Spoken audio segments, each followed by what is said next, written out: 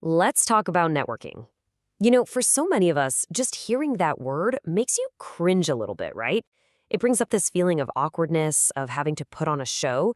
But what if I told you the entire playbook we've all been using is just completely wrong? I mean, let's be honest. Does the whole idea of going to an event to collect business cards from people who might be useful down the road feel a bit icky? A little transactional? If you've ever felt that way, trust me, you are not alone. And it turns out there's a real scientific reason for that feeling. And yeah, this feeling is totally real. Researchers have actually studied this. A big study in 2014 confirmed that when we network purely for our own gain, it can make us feel morally impure. So, that dirty feeling? It's not just in your head, it's a documented psychological effect. And that feeling usually comes from this really common but really flawed approach. You know the one I'm talking about, being super transactional, trying to meet as many people as possible, and only popping up when you need a favor. Look, this approach is what makes it feel so inauthentic, and frankly, it just doesn't work. It's time for a new playbook, one that's actually grounded in some pretty surprising science. So, what's the secret? What's the solution here? Well, it turns out the answer is hiding in the power structures that already exist within our social circles. And it all kicks off with a simple idea called tie strength. So it's really important we get these two categories straight. Strong ties, that's your inner circle, your close friends, your family, the colleagues you really trust. Weak ties are basically everyone else, acquaintances, people you used to work with, friends of friends. Now, for decades, we've been told our strong ties are our biggest career asset. But what if that's completely backwards? And that's where this number comes in. 20 million. Researchers from MIT and LinkedIn teamed up for this massive multi-year study. And they didn't just look at who knew who. They ran actual randomized experiments on the social networks of over 20 million people to figure out which connections, strong or weak, are truly more effective for landing a new job. And their very first finding was a bombshell. For years, we all saw a correlation. People who got jobs often had a close friend at their new company. So naturally, everyone thought strong ties were the key. But when the researchers looked at causation, what actually caused someone to get a job, the truth was the complete opposite. It was the weaker ties that were way more likely to lead to a new opportunity. And it gets even more specific than that. The study found this surprising inverted U-shape. Your strong ties, actually the least helpful for getting a new job. Your very weak ties, people you barely know, were better. But the absolute sweet spot, the most powerful connections of all, were the moderately weak ties. It's like a Goldilocks zone. Not too close, not too distant, but just right. These are the people who are in a different circle, so they hear about new opportunities, but they still know you well enough to pass them along. Just think about that for a second. The most valuable people for your career probably aren't your best friends, but the acquaintances you've been kind of overlooking. I mean, this one insight literally changes everything about how we should approach networking.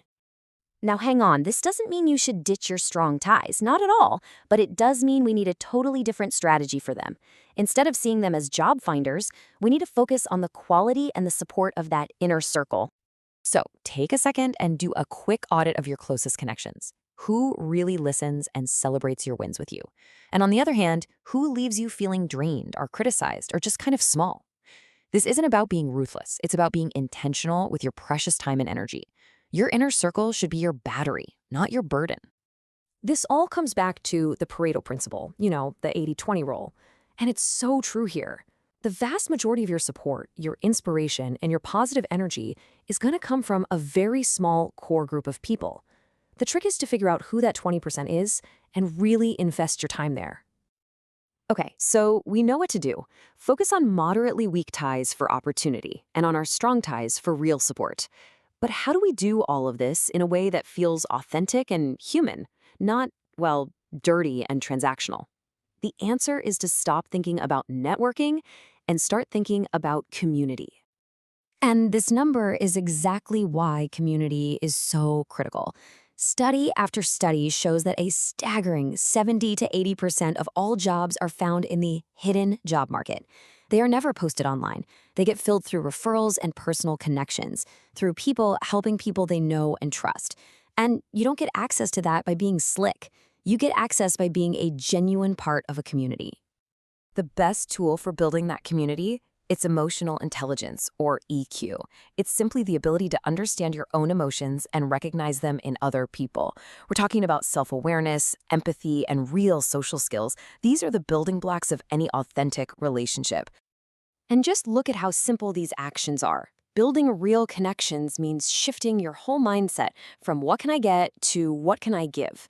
It's not about huge, grand gestures. It's about sharing a cool article, connecting two people who should know each other, or just talking about a TV show you both love. It's just about being helpful and being human. Which leads us to one final, absolutely crucial point. Real networking isn't a sprint you run when you're desperate for a job. It's a marathon. It's a long-term practice of cultivating relationships. And a huge part of playing that long game is just the simple art of the follow-up. After you meet someone new, don't let that connection just die.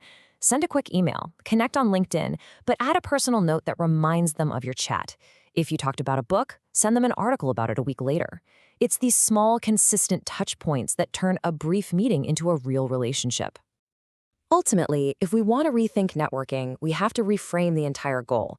It's not about collecting contacts, it's about building community. It's not about what's in it for you, it's about mutual support.